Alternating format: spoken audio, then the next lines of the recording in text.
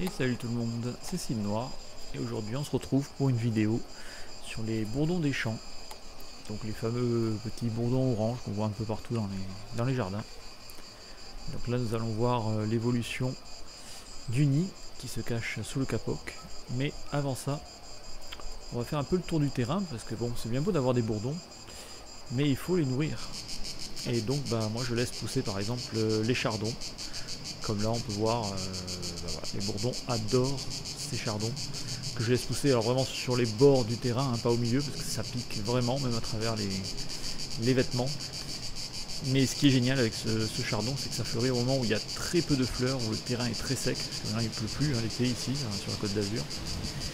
Et donc le chardon est capable de fleurir tout le mois d'août sans aucune pluie, parce qu'il fait les réserves en fait pendant 2 ans pour fleurir et ensuite mourir. Et donc on peut voir même à côté de la piscine, j'en laisse pousser quelques-uns. Et on peut voir que voilà, les bourdons, il y en a toujours dessus. Ils sont tellement beaux en plus ces bourdons.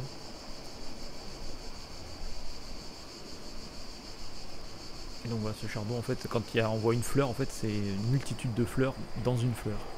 Donc là on peut voir que j'ai débroussaillé le terrain qui est hyper sec. Mais voilà, j'épargne les chardons qui poussent sur le terrain.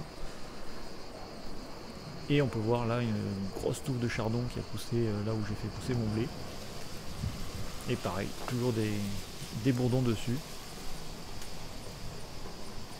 Donc voilà, quand je débroussaille le terrain, j'épargne les quelques rares herbes qui continuent à fleurir au mois de juillet et au mois d'août.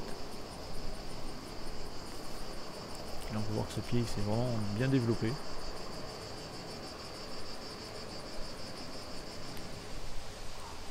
Alors ensuite je laisse aussi pousser la luzerne, là où avant il y avait des chèvres. Et du coup bah, des graines de luzerne sont tombées par terre et se sont ressemées. Et pareil, ça fleurit vraiment l'été, ça souffre pas du tout de la soif. Et les bourdons adorent ces fleurs. Donc là on peut voir vraiment une grosse touffe. Que donc j'ai épargné de la débroussailleuse. Et voilà, encore une autre touffe. Et puis même plus loin, je suis passé avec la débroussailleuse dessus, mais ça repousse extrêmement vite. Et là, au moment du montage de la vidéo, ces petites brindilles, enfin ces petites tiges que vous voyez remonter, sont déjà en fleurs. Là, on peut voir le terrain qui est vraiment très très sec. Hein. C'est pour ça que j'ai passé la débroussailleuse à ce moment-là, parce que voilà, il n'y a plus de fleurs, il n'y a plus rien. Et voilà, j'épargne vraiment les rares fleurs qui restent, comme celle-là qui attire des toutes petites abeilles solitaires.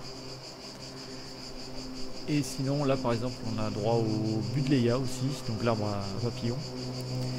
Alors il y a beaucoup de papillons dedans, mais aussi mes bourdons oranges qui vont dedans. Et pareil, ça fleurit au moment où il n'y a plus grand chose. Et ça résiste assez bien à la soif, même si ce sont des plantes qui à la base poussent quand même les pieds dans l'eau. Mais voilà, même sans eau, ça résiste, même si là maintenant on commence vraiment à souffrir. Et c'est la fin de la floraison, ça fleurit surtout au mois de juillet. Et là donc ça c'est un deuxième pied qui s'est ressemé tout seul et qui s'est bien développé. Là pareil, c'est une herbe qui commence à apparaître sur tout le bas du terrain.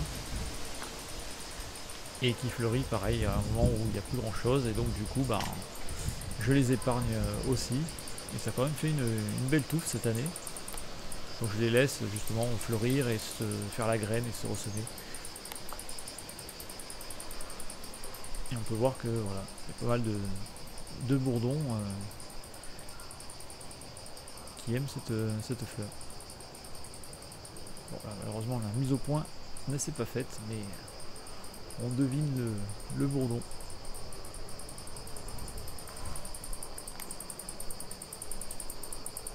Regardez ça, il y en a partout des bourdons.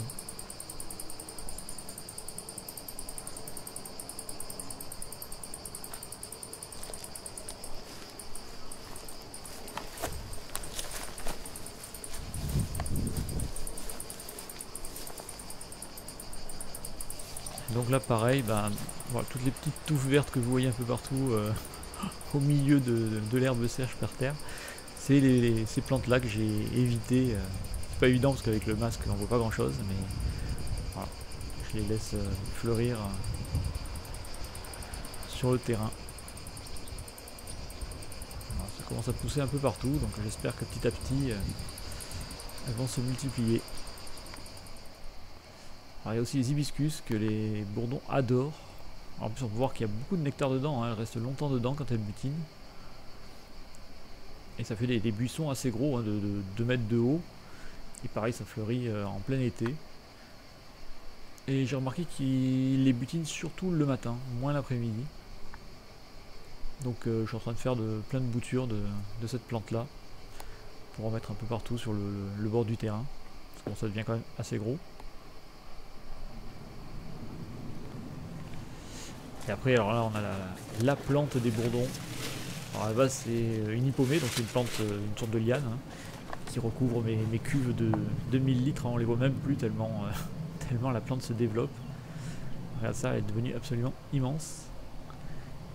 Et alors, ce qui est marrant, c'est qu'au printemps, il n'y a plus rien. Hein, ça repart à zéro chaque année. Enfin, ça repart du pied, quoi, en fait. Et ça pousse très très vite. Et ça fleurit surtout en août et surtout en septembre, quand il fait moins chaud. Mais là, voilà, on peut voir beaucoup de fleurs et beaucoup de bourdons qui butinent. C'est vraiment la fleur, je pense qu'elle préfère.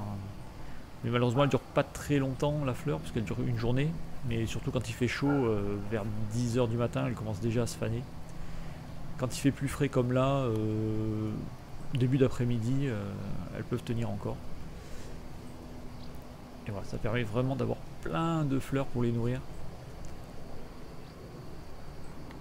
Et pareil, cette plante ne craint absolument pas la soif, hein, parce que là on est en pleine période de sécheresse et il n'a pas plu depuis 1 mois et demi. Et vous voyez, le feuillage est plutôt frais, elle fleurit, aucun problème.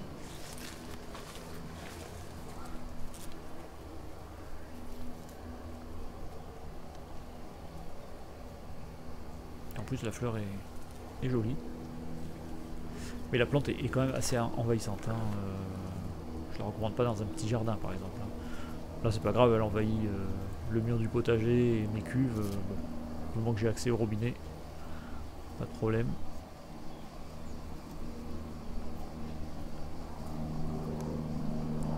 Voilà, une plante que j'adore pour les bourdons.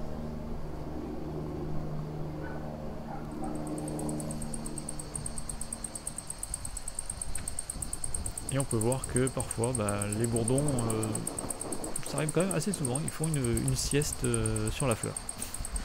Donc ils se posent sur la fleur et puis ils s'endorment comme ça pendant un moment. Ils se reposent pendant 10 minutes, un quart d'heure. Alors là, elle n'a pas choisi le meilleur endroit pour se reposer. Avec le vent, elle est un peu secouée pendant sa sieste. Elle s'accroche, elle bouge pas.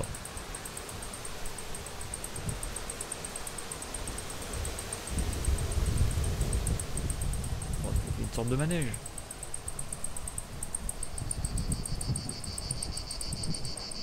Alors là aussi, un petit bourdon qui fait la sieste dans le chardon.